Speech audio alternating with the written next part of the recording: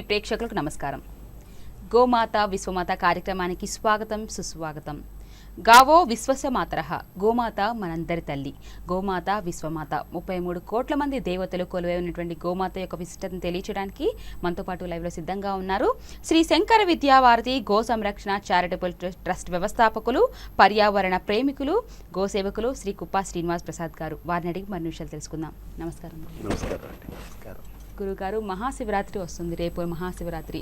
మరి యొక్క పర్వదినాన మహాశివరాత్రి రోజున శివునికి ప్రత్యేకంగా ఆవు పాలు, ఆవు పెరుగు, తేనె, అదేవిధంగా ఆవు నెయ్యి, పంచదార మొదలైన పంచామృతాలతో శివునికి అభిషేకం చేస్తాము. ఈ గోవుకు సంబంధించిన ఆవు పాలు కానివ్వండి, ఆవు నెయ్యి కానివ్వండి, ఈ పదార్థాలతో శివునికి అభిషేకంలో చేయడంలో గల ఆంతర్యం ఏంటి? జై గోమాతాకి. గావో విశ్వమాతరః. మహాశివరాత్రి భారతీయులందరికీ కూడా చాలా పర్వదినం. మనం త్రిలింగ దేశం మనది. త్రిలింగ దేశము అంటే శ్రీశైలము, దాక్షారామం, కాళేశ్వరం, ఈ 3 ప్రాంతాలని కలిపి త్రిలింగ దేశము అంటారు. ఈ త్రిలింగ దేశంలో మనకి ఈశ్వర ఆరాధన చాలా ప్రాశస్యం.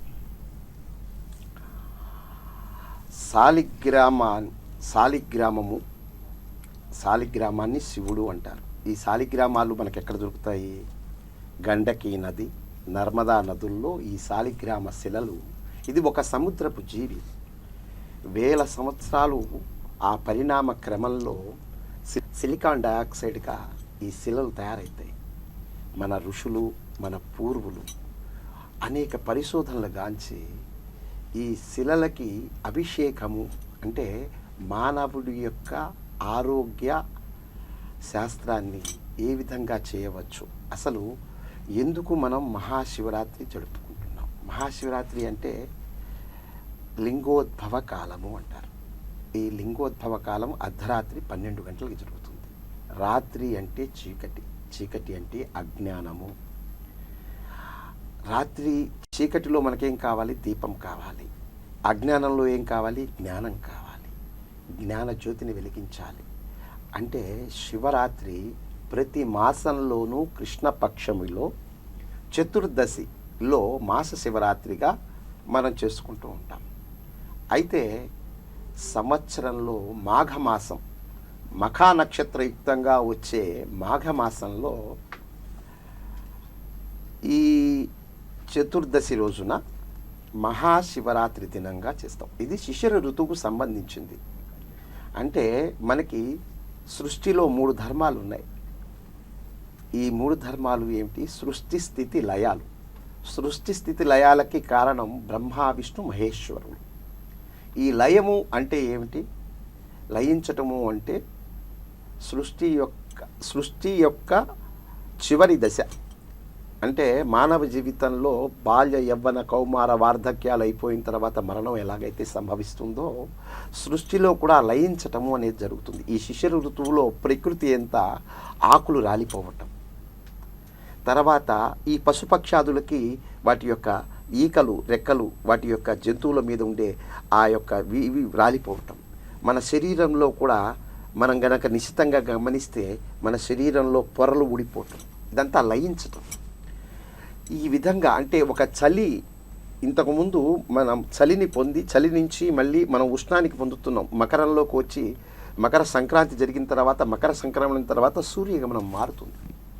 ఈ గమనం మారిన తర్వాత ఈ సూర్యుడి యొక్క శక్తిని మనం గ్రహించటానికి మనకి మాఘమాసంలో మనం సముద్ర స్నానాలు, అంటే శారీరక శుద్ధి, అంటే ఈ మాఘమాసంలో మఖా నక్షత్రంతో వచ్చే ఈ మాఘమాసంలో కేతువు నక్షత్ర దేవత, కేతువు వైరాగ్యకారకుడు, కేతువు పితృదేవతలకి చాలా ఇష్టమైన ఈ మాసం.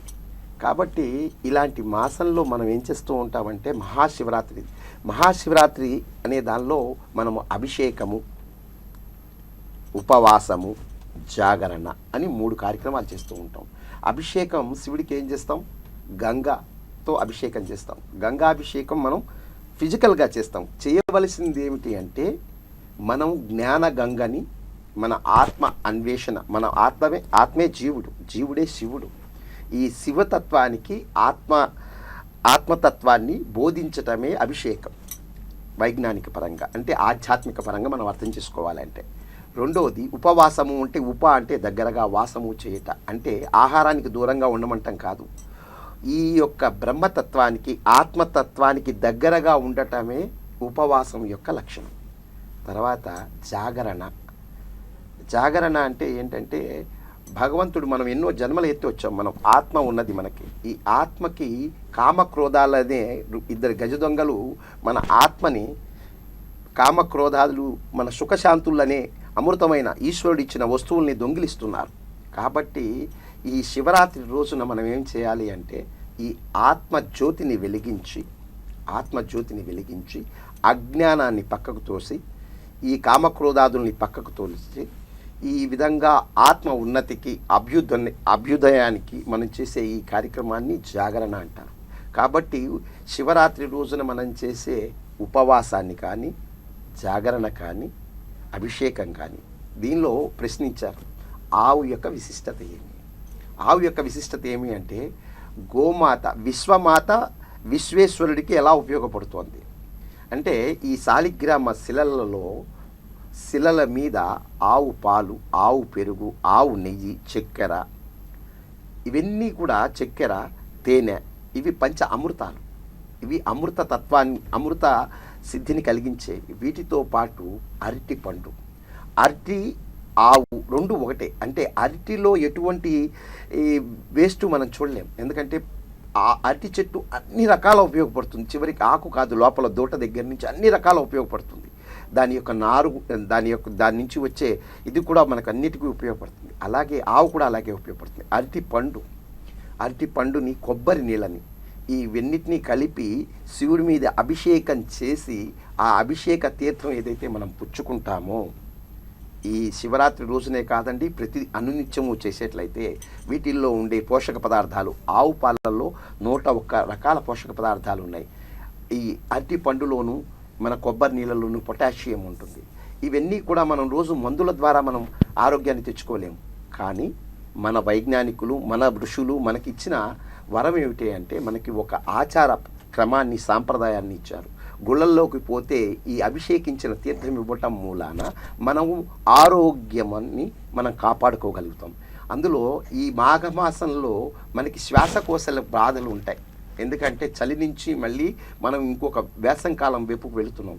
ఈ శ్వాసకోశల బాధలన్నింటినీ తీర్చుకోవటానికి ఈ తీర్థాన్ని మనం తీసుకుని ఉపవాసం చేస్తూ జాగరణం చేస్తే శివరాత్రికి పూర్తిగా మనం గోమాత యొక్క ఈ యొక్క అమృతతత్వమైన పదార్థాలతో శివుడిని అభిషేకించి తీసుకునే తీర్థం మూలాన మనలో నవనాడులు చైతన్యవంతం. మనకు వచ్చేది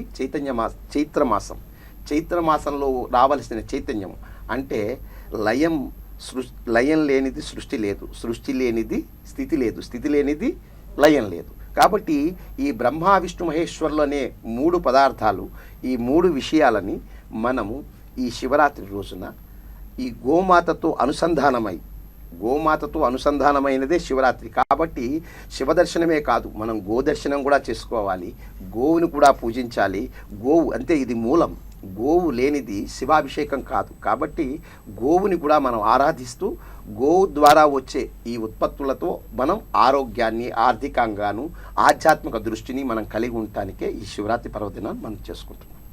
మరి చూస్తున్న ప్రేక్షకులు ఎవరైనా కానీ గోసేవలో పాల్గొనాలి అనుకున్నా, అదేవిధంగా గోగ్రాస వితరణలో మీరు సహాయ సహకారాలు అందించాలనుకున్నా కానీ, విరాళ రూపంలో కానీ, గోగ్రాస రూపంలో కానీ, ఎవరైనా కానీ ప్రత్యక్షంగా కానీ పరోక్షంగా కానీ మీరు సహాయ సహకారాలు అందించాలనుకుంటే స్క్రీన్ మీద కనపడుతున్న గురువుగారి వ్యక్తిగత నెంబర్స్కి మీరు కాల్ చేసి మీ యొక్క సహాయాన్ని అందించవచ్చు. అలాగే మీరు గురువుగారిని వ్యక్తిగతంగా సంప్రదించాలి అనుకున్నా, శ్రీ శంకర విద్యాభారతి గో సంరక్షణ చారిటబుల్ ట్రస్ట్ వివరాలు తెలుసుకోవాలి అనుకున్నా కానీ స్క్రీన్ మీద కనపడుతున్న గురువుగారి వ్యక్తిగత నెంబర్స్కి కాల్ చేసి అపాయింట్మెంట్ తీసుకుని గురువుగారిని సంప్రదించవచ్చు, వివరాలు తెలుసుకోవచ్చు. గురుగారు, అలాగే ఈ మహాశివరాత్రి రోజున మరి ఆ పరమేశ్వరునికి బిల్వదళాలతో అర్చిస్తూ ఉంటాం. ఈ బిల్వదళం ఎక్కడి నుంచి వచ్చింది? ఈ బిల్వదళం యొక్క ప్రాముఖ్యత ఏంటి? ఈ క్షీరసాగర మదనం దానిలోంచి మనం కిందసారి చెప్పిన విధంగా కామధేనువు, కల్పవృక్షము ఇవన్నీ కూడా వచ్చినాయి. ఈ కామధేనువు ఏదైతే ఆవిర్భవించిన తర్వాత ఈ ఆవిర్భావంలో గోమాత బయటికి వచ్చిన తర్వాత మొట్టమొదటిగా వేసిన ఆవు పేడ నుంచి ఉద్భవించింది ఈ బిల్వ వృక్షం. దీన్ని మారేడు చెట్టు అంటాం. ఈ మారేడు దళంతో మనం శివుడికి అభిషేకం, శివుడికి లక్షపత్రి పూజ, కోటిపత్రి పూజ అని చేస్తూ ఉంటాం. అసలు మారేడు దళం త్రిదళం అంటే 3 ఆకులు కలిగినది. 3 ఆకులు కలిగి ఒకే విధంగా ఉంది. శివుడి చేతిలో ఉండేది త్రిశూలం, ఈ ఆకులో ఉన్నది త్రిదళం. అంటే మనం గనక చూసేట్లయితే మనకి సత్వ రజస్తమో గుణాలు ఉన్నాయి. శరీరతత్వంలో ఏమున్నాయి? వాత పిత్త శ్లేష్మాలు ఉన్నాయి. ఇవి 3 మనకున్నాయి. ఈ మూడింటిని సత్వ రజస్తమో గుణాలను ఏకం చేస్తూ అర్చన చేయటం. రెండవది, మనలో ఉండే ఈ వాత పిత్త కఫాలు, ఈ మూడింటిని సమానంగా పెడితే మనకి ఆరోగ్యం బాగుంటుంది. ఈ ఆరోగ్యం బాగుండటం కోసమని గోమాత మనకి ఈ దేవతా వృక్షాన్ని మనకి ప్రసాదించింది. ఇది బిల్వ వృక్షము అంటారు, మాడేడు చెట్టు అంటారు. బిల్వ దళంతో అభిషేకం అంటే అర్చన చేస్తాం. కోటి బిల్వ అర్చన అంటాం, అర్చన చేస్తూ ఉంటాం. ఈ అర్చన క్రమంలో అసలు ఈ మారేడు దళానికి ఎన్నో రోగాలని ఆయుర్వేదంలో దీనికి చాలా ప్రాముఖ్యత ఉంది. ఈ ఆయుర్వేద ప్రాముఖ్యత ఏమిటి అంటే దీని నుంచి చాలా గుణాలని, అసలు ఆ పత్రాన్ని మనం ముట్టుకుంటే కుష్టు వ్యాధికి దూరం అవుతాము అని ఉన్నది. ఇటువంటి పత్రాలను మనం పట్టుకుని ఆయుర్వేదంలో ఉండే అనేక రకాల ఉపయోగాలు ఈ ఔషధం మొక్కలు ఉంది. ఇది దేవతా వృక్షము అంటారు. ఈ దేవతా వృక్షాన్ని శివుడు అత్యంత ప్రీతికరంగా ఎందుకు ఉంచుకుంటాడు అంటే, మనము శివాలయాలు చాలా గర్భాలయాలుగా ఉంటాయి. ఈ గర్భాలయంలో ఇది ఈ ఆకును గనక వేసేట్లయితే, ఈ పత్రాన్ని గనక సమర్పించేట్లయితే అక్కడ ఉండే పర్యావరణాన్ని అంటే గాలిని శుద్ధి చేస్తుంది. నీటిని శుద్ధి చేసే గుణం ఈ యొక్క పత్రానికి ఉంది. ఏ పత్రము పుష్పము శివుడికి వేసేది ఏదైనా కూడా ఆ రోజుకి వేస్తే మర్నాడు అది పనికిరాదు. కానీ మారేడు దళాన్ని మనం ఎన్నిసార్లైనా కూడా శివుడికి అర్పించవచ్చు. ఎందుకంటే ఇది చెడిపోనిది. అటు శాశ్వతముగా మానవాళి యొక్క ఆరోగ్యానికి అభ్యున్నతికి ఉపయోగపడే ఈ దళాన్ని శివుడు ఇష్టపడుతున్నాడు. అంటే జీవుడికి ఇష్టమైనది. అంటే ఈ దళాన్ని మనం బిల్వదళంగా ఆ పూజ చేసేటప్పుడు, ఎందుకంటే కాలంలో కూడా మనకు ఉన్నాయి అంటే భూత భవిష్యత్ వర్తమానాలని. అంటే త్రిగుణాత్మకుడు అంటే త్రినేత్రుడు, త్రికాలజ్ఞుడు, ఈ విధంగా ఏదైతే శివుడికి పేర్లు ఉన్నాయో ఈయన త్రిదళం, ఈ దళం అంతా కూడా ఒకే ఆకుగా ఉంటుంది. ఈ ఆకుని మనం అర్చించడం అనేది మనకి పూర్వులు మనకిచ్చిన వరం.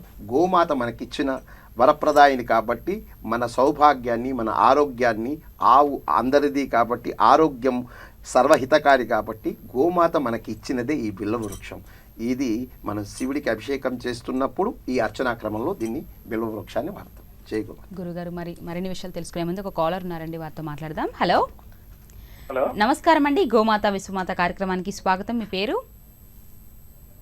హలో, మీ పేరండి? నా పేరు వీరేష్ అండి. ఎక్కడి నుంచి కాల్ చేస్తున్నారు? హలో వీరేష్ గారు, వినిపిస్తుందా అండి? మీరు టీవీకి దూరంగా వచ్చి మాట్లాడాలి. వినిపిస్తుందండి. గురువు గారికి ప్రశ్న తప్పకుండా. ఏంటంటే గోవుకి ఎట్లాంటి దానా తినిపించాలా, ఎట్లాంటి ఆహారం తినిపించాలి? తప్పకుండా గురువు గారు. నమస్కారం అండి వీరేష్ గారు.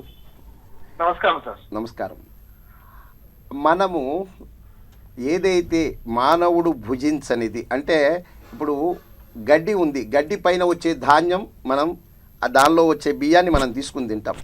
అంటే దానిలో వచ్చే తవుడు మనం ఆవుకు పెట్టవచ్చు. తర్వాత మనకి ఈ యొక్క అపరాలు అంటాం, అంటే మినువులు, కందులు, ఇవన్నిటి మీద వచ్చే పొట్టు, అంటే మానవుడు ఉపయోగించుకోగా మానవుడు ఏదైతే తీసుకోడో అవన్నీ కూడా గోవుకి పెట్టవచ్చు. ఆ గోవు అవి మనకు పనికిరాంది తీసుకుని మనకి పనికి వచ్చే అమృతాన్ని ఇచ్చే సాధనం కాబట్టి అటువంటి గోమాతకి మనం పచ్చిగడ్డి పెట్టవచ్చు, ఎండుగడ్డి పెట్టవచ్చు. ఈ విధంగా మనం తినకుండా ఉండే పదార్థాలు ఏవైతే ఉన్నాయో అవన్నీ పెట్టవచ్చు. అంతేగాని అరటిపండు తింటుంది కదా అని అరటిపండు పెట్టేయటం, యాపిల్ పండు తింటుంది కదా యాపిల్ పండు, మనం తినేవి కాదండి పెట్టేది. అది తినేది మనం పెడితేనే మనకు పుణ్యం వస్తుంది. కాల్ చేసినందుకు ధన్యవాదాలండి. అలాగే మీరు చూసిన ప్రేక్షకులు ఎవరైనా కానీ గో సేవలో మీ వంతు సహాయ సహకారాలు కానీ, గోగ్రాస వితరణలో మీ వంతు సహాయ సహకారాలు కానీ అందించవచ్చు. విరాళ రూపంలో కానీ గోగ్రాస రూపంలో కానీ ఎవరైనా సహాయ సహకారాలు అందించాలి అనుకుంటే స్క్రీన్ మీద కనపడుతున్న గురుగారి వ్యక్తిగత నెంబర్స్కి కాల్ చేసి మీరు సహాయ సహకారాలు అందించవచ్చు. అలాగే మీరు గురుగారిని వ్యక్తిగతంగా సంప్రదించాలి అనుకుంటే వారి అపాయింట్మెంట్ తీసుకుని మీరు సంప్రదించవచ్చు. అలాగే శ్రీ శంకర విద్యాభారతి గో సంరక్షణ చారిటబుల్ ట్రస్ట్ గురించి వివరాలు తెలుసుకోవాలి అనుకున్నా స్క్రీన్ మీద కనపడుతున్న గురుగారి వ్యక్తిగత నెంబర్స్కి కాల్ చేసి మీరు వివరాలు తెలుసుకోవచ్చు. గురుగారు, అదేవిధంగా శివుడు అభిషేక ప్రియుడు అని మనందరికీ తెలుసు. అదేవిధంగా శివుడికి విభూతితో కూడా అభిషేకం చేస్తూ ఉంటాము. అసలు ఈ విభూతి ఎక్కడి నుంచి వచ్చిందంటారు? దీని యొక్క విశిష్టత ఏంటి? శివునికి గోవుకి విడతీయరాని అనుబంధం. ఎందుకంటే శివుడు అలంకార ప్రియుడు. అలంకార ప్రియుడు అంటే ఆయన విభూతితో ఉంటాడు. ఈ విభూతి గోవు నుంచి వచ్చే గోమయ వసతే లక్ష్మి అంటారు. ఐశ్వర్య ప్రదాయకుడు శివుడు. ఈ గోమయం భూమి కింద పడకుండా, భూమికి అంటే ఆవు పేడ కింద పడకుండా అది శుద్ధితో మనము అది వేస్తున్నప్పుడు చేతులతో పట్టుకొని దాన్ని ఉండలుగా చేసి మంత్రోచ్చారణతో దాన్ని పుటం పెట్టి ఆ విధంగా విభూతిని తయారు చేస్తారు. ఈ విభూతి ఐశ్వర్య ప్రదాత. ఈ ఐశ్వర్యం ఇచ్చే శివుడు ఐశ్వర్యాన్ని ఇస్తాడంటాడు, జ్ఞానాన్ని ఇస్తారంటారు. ఆయన ఈ యొక్క భస్మ ధారణ చేసుకుంటూ ఉంటారు. మనం కూడా గుళ్ళల్లోకి వెళ్ళినప్పుడు, శివాలయాల్లోకి వెళ్ళినప్పుడు శివదర్శనం చేసిన వెంటనే మనం ఏదైతే విభూతిని రాసుకుంటున్నామో ఈ విభూతి ఆవు పేడ నుంచి వచ్చింది. కాబట్టి మనం ఆవు పేడని ఈ విధంగా విభూతి రూపంలో మనం ఏదైతే తీసుకొని మనం రాసుకుంటున్నామో మనం గుర్తుపెట్టుకోవాల్సింది ఒకటే, మన అనుభూతి. ఆ అమ్మ బాగుంటేనే మనకి ఈ విభూతులు వస్తాయి, మనకు అనుభూతులు వస్తాయి. కాబట్టి మనకి ఈ సంస్కారాలన్నీ కూడా ఋషి సాంప్రదాయంలో మనకు ఎప్పుడో మేళవించారు. కానీ మనం గుర్తించకుండా ఏదో యాంత్రికంగా విభూతి పెట్టేసుకుని దండం పెట్టేసుకుని వెళ్ళిపోవటం కాదు. ఈ విభూతి గోమాత నుంచి, గోవు యొక్క ఆ గోమయం నుంచి వచ్చిందనే గుర్తు ఉంచుకొని ఆ గోవుకి మనం ఎలా రుణం తీర్చుకోవాలని ఆలోచించటమే దీని యొక్క అంతరార్థం. ఈ విధంగా విభూతి అనుభూతిని ఇవ్వాలి తప్ప విభూతి మనము యాంత్రికంగా పెట్టుకుని వెళ్ళిపోయేది కాదు. గురుగారు, అదేవిధంగా తదుపరి కాలర్ లైన్లో ఉన్నారు, వారితో మాట్లాడదాం. హలో, నమస్కారం అండి. గోమాత విశ్వమాత కార్యక్రమానికి స్వాగతం అండి. మీ పేరు? మీరు టీవీ చూస్తున్నారు, దయచేసి టీవీ చూడకూడదండి. హలో హలో, టీవీ చూస్తున్నారండి, టీవీ చూడకండి. టీవీ వాళ్ళు మ్యూట్ చేసి నాతో మాట్లాడండి, లేకపోతే కాల్ కట్ అయిపోతుందండి. నా పేరు పరమేశ్వరరావు అండి. పరమేశ్వరరావు గారు, టీవీ చూడకండి దయచేసి. టీవీ వాళ్ళు మ్యూట్ చేసి మాట్లాడండి. ఎక్కడి నుంచి కాల్ చేస్తున్నారు? పరమేశ్వరరావు అండి నా పేరు. పరమేశ్వరరావు గారు, ఎక్కడి నుంచి కాల్ చేస్తున్నారు? అది కపిల ప్రశ్న అడగండి. నుంచి అండి. ప్రశ్న అడగండి. తూర్పుగోదావరి కరగూరు నుంచి అండి. అమ్మా చెప్పండి. పరమేశ్వరరావు గారు, తూర్పుగోదావరి కరగూరు నుంచి అండి. చెప్పండి. అదే కపిల గురించి అండి. కపిల అంటే ఏంటనండి? తప్పకుండానండి. కపిల గోవు అసలు దాని ఆవిర్భావం ఎలా జరిగింది అంటే, కైలాసంలో గోవులన్నీ గోచర భూమిలో తిరుగుతూ ఆ కైలాస పర్వతంలో గోవులన్నీ సంచరిస్తున్న సమయంలో శివుడు తపోనిష్టలో ఉన్నప్పుడు ఒక వత్సము అంటే గోవు యొక్క దూడ ఆ పొదుగు దగ్గరికి చేరి పాలు తాగాలనే దీంతో పాలు తాగుతున్నప్పుడు దాని నుంచి వచ్చిన నురగ ఈ గాలితో ఎగిరి వచ్చి శివుడి మీద పడింది. ఆ విధంగా పడినప్పుడు శివుడు ఆగ్రహావేశుడై ఒక్కసారి మూడవ కన్నును తెరిచాడు. ఆ విధంగా మూడవ కన్నును తెరిచినప్పుడు అక్కడ ఉండి సర్వదేవతా స్వరూపమైన గోమాత మీద ఆ దృష్టి ఎప్పుడైతే పడిందో నశించలేదు. ఎందుకంటే శివశక్తికి ఏదైనా భస్మం కావాల్సిందే. కానీ సర్వదేవతా స్వరూపమైన గోమాత అక్కడ నుంచుని ఉండటం మూలాన ఈయన యొక్క కిరణాలు ఆ మూడవ కన్నువు యొక్క అగ్ని దాని మీద ప్రసరించటం మూలాన తెల్లగా ఉండే గోవు నల్లగా మారిపోయింది. అప్పుడు బ్రహ్మ పరిగెత్తుకు వచ్చి, నీ ఉగ్రం తగ్గించుకోవయ్యా, నీకు నందిని బహుమతిగా ఇస్తున్నానని ఆయనకి నంది వాహనాన్ని బహుమతిగా ఇచ్చారు. అప్పుడు ఆయన చేసిన పనికి పశ్చాత్తాపపడిన శివుడు ఉదయము ప్రభాత సేవలో ఈ కపిల గోవుని ఎదురుకుండా తీసుకొచ్చి దాన్ని దర్శనం చేసుకుంటాడు శివుడు. గోక్షీరము కపిల క్షీరముతో మాత్రమే చాలా మటుకు పంచ ఆరామ క్షేత్రాల్లో కాకపోయినా మన ద్వాదశ జ్యోతిర్లింగాల క్షేత్రాలలో అన్ని క్షేత్రాలలో ఈ గోవు యొక్క క్షీరము కపిల గోవు క్షీరంతో మొదటి అభిషేకం జరుగుతుంది. మన శ్రీశైలంలో కూడా అలాగే జరుగుతుంది. ఆ విధంగా ఆ క్షీరాన్ని ముందు చేసిన తర్వాత మాత్రమే ఆ తతిమా గోవులు అంటే తర్వాత ఉండే తెలుపు వర్ణాన్ని కానీ వేరే వర్ణము యొక్క రంగుతో ఉండే గోవుల యొక్క పాలతో అభిషేకం చేయటం అనేది సాంప్రదాయం. ఈ విధంగా కపిల గోవు యొక్క ప్రాశస్యాన్ని కపిల గోవుని గనక దానం చేసేటైతే 10,000 గోవుల్ని దానం చేసిన ఇది ఇస్తారు. కపిల గోవు లక్ష్మీ ప్రధానం. అందుకని కపిల గోవుని ప్రతి ఇంట్లోనూ ఉంచుకోవాలని అందరూ అనుకుంటారు, తాపత్రయపడతారు. కపిల గోవు మన ఇంట్లో ఉంటే లక్ష్మీదేవి మన ఇంట్లో ఉన్నట్టే. ఓకే అండి, కాల్ చేసినందుకు ధన్యవాదాలండి. మీరు ఎవరైనా కానీ చూస్తున్న ప్రేక్షకులు ఎవరైనా కానీ మీరు గో సేవ చేయాలి అనుకున్నా, గోగ్రాస వితరణలో మీ వంతు సహాయ సహకారాలు అందించాలి అనుకున్నా, మరి ప్రత్యక్షంగా కానీ పరోక్షంగా కానీ విరాళ రూపంలో కానీ గోగ్రాస రూపంలో కానీ ఎవరైనా కానీ మీ యొక్క సహాయ సహకారాలు అందించాలనుకుంటే స్క్రీన్ మీద స్క్రోల్ అవుతున్న గురుగారి వ్యక్తిగత నెంబర్స్కి కాల్ చేసి మీ వంతు సహాయ సహకారాలు మీరు అందించవచ్చు. అలాగే మీరు గురుగారిని వ్యక్తిగతంగా సంప్రదించాలి అనుకున్నా, శ్రీ శంకర్ విద్యా భారతి గో సంరక్షణ చారిటబుల్ ట్రస్ట్ వివరాలు తెలుసుకోవాలి అనుకున్నా కానీ స్క్రీన్ మీద కనపడుతున్న గురుగారి వ్యక్తిగత నెంబర్స్కి కాల్ చేసి వివరాలు తెలుసుకోవచ్చు, అపాయింట్మెంట్స్ తీసుకోవచ్చు. గురుగారు అదేవిధంగా ఇప్పుడు మనం చూస్తూ ఉంటే జెర్సీ ఆవులని వస్తూ ఉన్నాయి, ఆవు పాలు కూడా వస్తూ ఉన్నాయి. ఈ జెర్సీ పాలతో మనం అభిషేకం చేయొచ్చు అంటారా శివుడికి? జెర్సీ ఆవు కాదు, పాశ్చాత్య దేశంలో యోరాన్ అనే ఒక మాంసాహార జంతువు, దీని యొక్క కొమ్ములు 3 అడుగులు ఉంటాయి. ఈ మాంసాహార జంతువు అక్కడ పాలివ్వటం చూసి ఆ జంతువుని గాడిద మరియు పంది కృత్రిమ పద్ధతుల ద్వారా జెర్సీ అనే దాన్ని రూపొందించడం జరిగింది.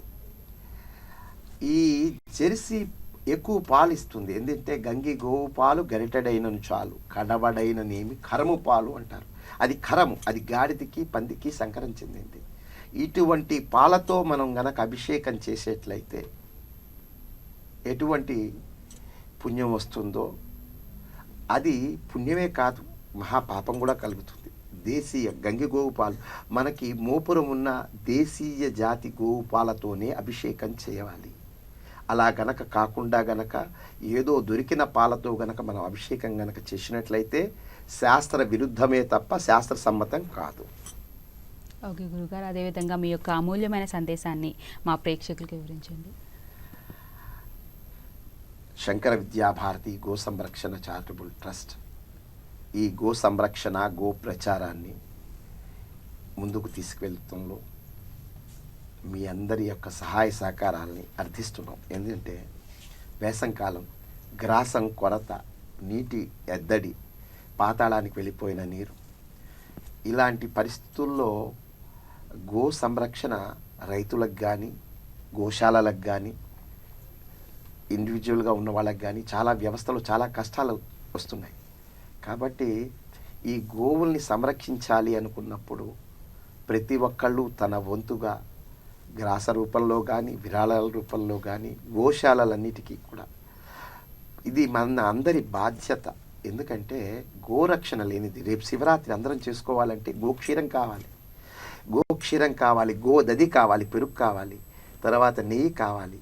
నెయ్యి అంటే పైన ఆవు పాల మీద నుంచి వచ్చింది నెయ్యి కాదు, ఆవు పెరుగులో నుంచి వచ్చిన నెయ్యి. ఈ విధంగా ఈ ఉత్పత్తులన్నీ చేసి మనం చేసే ఆరాధనలో సత్ఫలితాలను పొందాలి అంటే, మనం చేసే పనిలో సత్ఫలితాలను పొందాలి అనుకున్నప్పుడు నిజంగా మనము గోరక్షణ చేస్తూ అవి సమృద్ధిగా ఉన్నప్పుడు మనకి వాటి యొక్క లభ్యత దొరికి మనం పూజా కార్యక్రమాల్లో వినియోగించినట్లయితే సత్ఫలితాలను పొందే అవకాశం ఉంటుంది.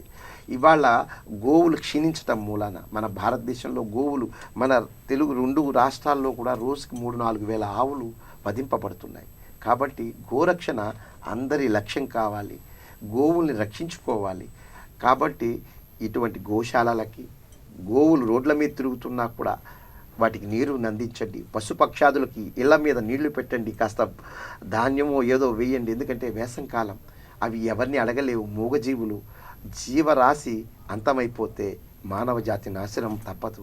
కాబట్టి మనం అందరం కూడా జాగ్రత్తగా గోరక్షణ చేస్తూ గోప్రచారాన్ని చేస్తూ గోమాతని విశ్వమాతగా రేపు విశ్వేశ్వరుడికి చేసే పూజని విశ్వమాతకు అర్పణంగా, ఎందుకంటే మనం బేస్ లెవెల్లో అంటే రూట్ లెవెల్లో చూసుకుంటున్నాం కానీ ఫ్రూట్ లెవెల్లో చూస్తున్నాం కానీ రూట్ లెవెల్లో చూడటం లేదు.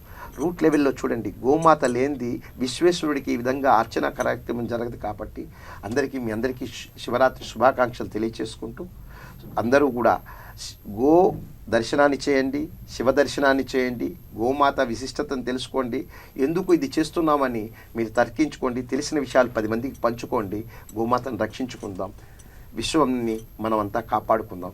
ప్లాస్టిక్ని నిరోధించండి, ప్లాస్టిక్ వాడద్దు, మనం ప్లాస్టిక్ని నిరోధించండి. ప్రకృతిలో ప్రతి ఒక్కళ్ళు ఒక్కొక్క చెట్టు పెట్టినా కూడా వృక్షో రక్షిత.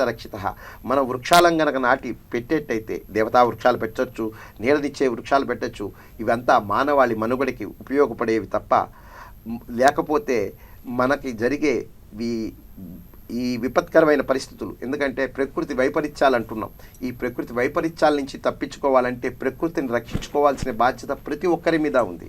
కాబట్టి మీరందరూ కూడా ఈ దేశ రక్షణ అంటే ప్రకృతి రక్షిస్తేనే మనం దేశ రక్షణ చేయగలుగుతాం. కాబట్టి దీనికి ధర్మరక్షణ అంటున్నాం. ధర్మం అంటే గోవే, కాబట్టి గోరక్షణ చేస్తే ధర్మరక్షణ చేసినట్టే. కాబట్టి ప్రకృతిలో ఉండే జీవ అన్ని రాసుల్ని బతికించుకోవాలంటే వృక్షాలని, గోవుల్ని, జంతువుల్ని అన్నిటినీ మనం రక్షించుకుందాం. జై గోమాత.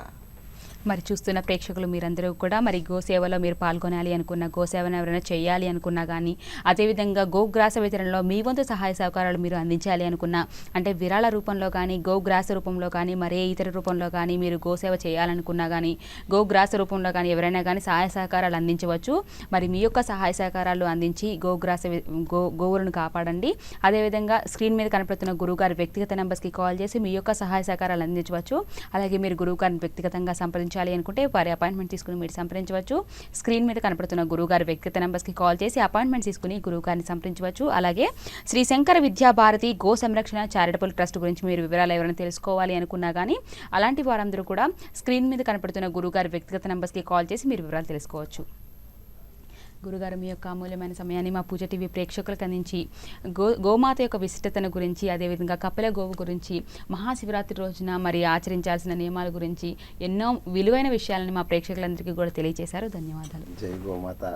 గావో విశ్వస్యమాత. చూశారు కదండి, ఇది వాటి గోమాత విశ్వమాత కార్యక్రమం.